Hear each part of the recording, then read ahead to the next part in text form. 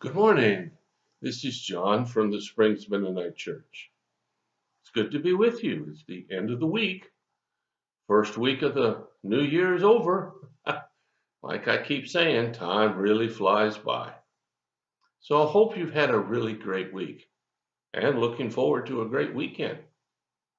I have a passage I'd like to share with you that I think might be helpful to some, maybe to everyone. It comes from John, the 14th chapter and the 27th verse. Now, let me give you a little context here before I read the verse. Jesus has been teaching his disciples, and he's been telling them that he's leaving and that he's going somewhere, and eventually he'll come back and take them to be where he is. But if you can imagine the concern by his disciples after spending all these years together and listening to him and being convinced he is the Son of God. Now he's saying he's leaving. And there's a real sense of concern and worry. Now what? What are we going to do now? I mean, he's not going to be here. Come on, we need you. And so he's trying to convince them, excuse me, that there's yet something else. We find it in the 27th verse of the 14th chapter of John. Jesus says, I am leaving you with a gift. Now that's kind of amazing.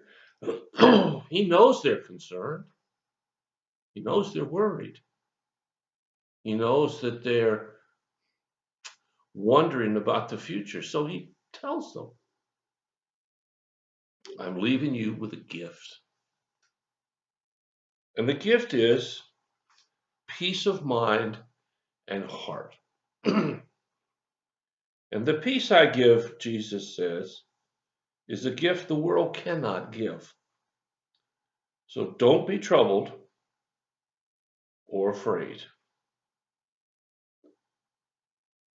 Jesus wants his disciples to understand that even though he is physically leaving, they're not alone. Now, they don't know what this means. If I had been there with them, I would have been shaking my head and scratching my head as much as they probably did. And so would have you. It's hard to understand what God is doing in the midst of when he's doing it. It only makes sense sometimes, most of the time, later on when we can look back and see that God was doing something.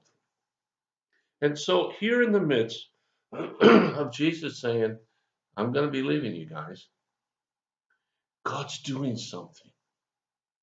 And the something he's doing, he says, I'm going to leave you with a gift of peace of heart and peace of mind. And he also says, and this is a gift that the world cannot give. It doesn't matter how much money you accumulate. It doesn't matter how many awards you get. It doesn't matter how many things you have. It doesn't matter that you come from a long line of people who have done such and such. That won't give you peace. It'll give you a false sense of peace, perhaps, a sense that I don't need God. I only need my own abilities, but that won't last. Every one of us, at some point in our lives, will come across a situation that we cannot get out of. We cannot fix. And most of the time, we cannot understand. If you're in one of those right now, then hey, don't I understand the difficulty and the pain because I've been there, but you're not alone. And you're not the first one to be in that spot. And unfortunately, you're not the last one either. But the moment is not decided by what we can see. is decided by what God is doing, and eventually we'll be able to see. Jesus says, I'm going to give you peace. What is peace? Well, it's the ability to sit and relax and be quiet in the midst of the storm.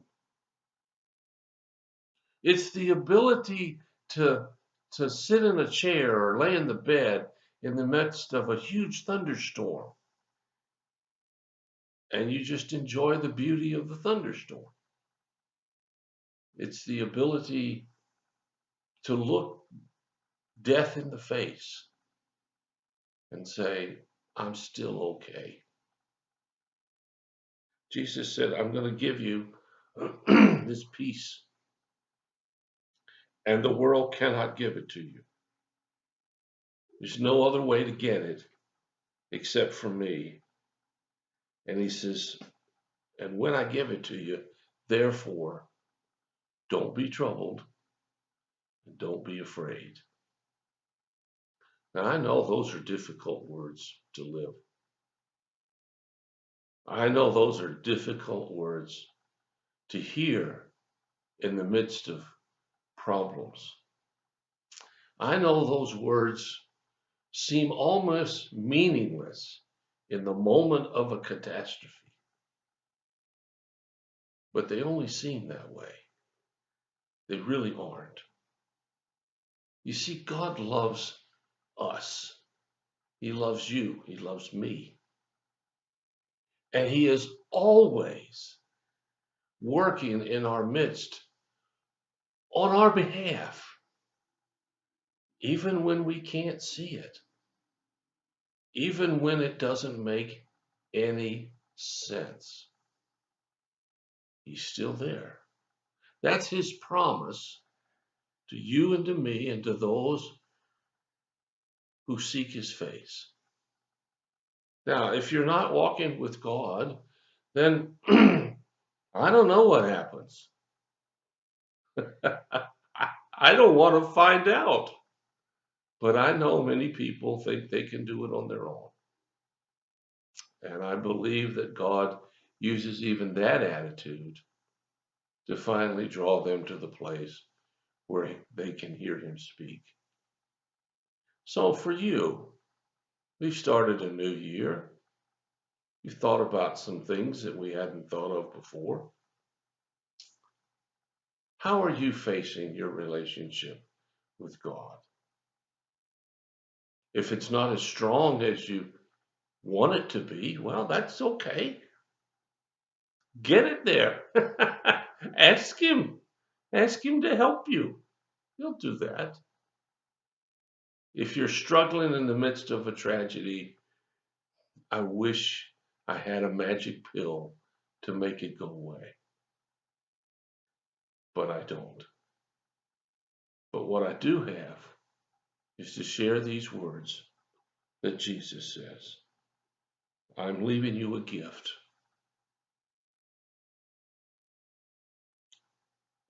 of peace of mind and heart. The world can't give you this gift, but I'm giving it to you. So don't be afraid and don't be troubled.